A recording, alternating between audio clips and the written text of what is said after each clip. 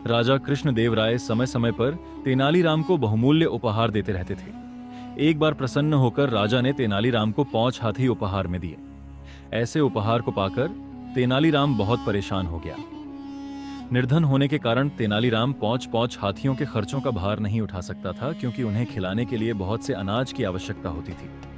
तेनालीराम अपने परिवार का ही ठीक ठाक तरीके से पालन पोषण नहीं कर पाता था, अतः 5 हाथियों का अतिरिक्त व्यय उसके लिए अत्यधिक कठिन था। फिर भी अधिक विरोध किए बिना तेनालीराम हाथियों को शाही उपहार के रूप में स्वीकार कर घर ले आया। घर पर तेनालीराम की पत्नी सदैव शिकायत करती रहती, हम स्वयं तो ठीक से रह नहीं पाते, फिर इन हाथियों के लिए कहाँ रहने की व्यवस्था करें? हम इनके लिए कोई नौकर भी नहीं रख सकते। हम अपने लिए तो जैसे तैसे भोजन की व्यवस्था कर पाते हैं, परंतु इनके लिए अब कहाँ से भोजन लाए? यदि राजा हमें 5 हाथियों के स्थान पर 5 गायें ही दे देते तो कम से कम उनके दूध से हमारा भरण पोषण तो होता। तेनालीराम जानता था कि उसकी पत्नी सत्य कह रही है। कुछ देर सोचने के बाद उसने हाथियों से पीछा छुड़ाने की योजना बना ली। वह उठा और बोला, मैं जल्दी ही वापस आ जाऊंगा, पहले इन हाथियों को देवी काली को समर्पित कराऊं। तेनालीराम हाथियों को लकेयर काली मंदिर गया और वह उसने उनके माथे पर तिलक लगाया।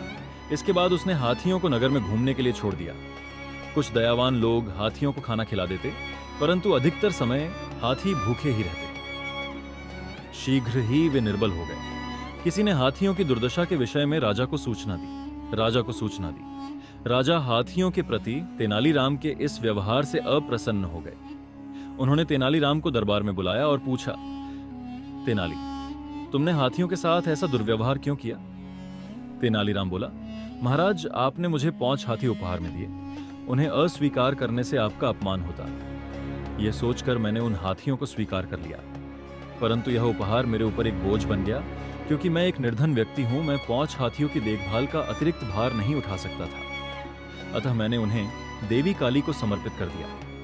अब आप ही बताइए, यदि आप 5 हाथियों के स्थान पर मुझे 5 गायें उपहार में दे देते तो वह मेरे परिवार के लिए ज्यादा उपयोगी साबित होती। राजा को अपनी गलती का एहसास हुआ।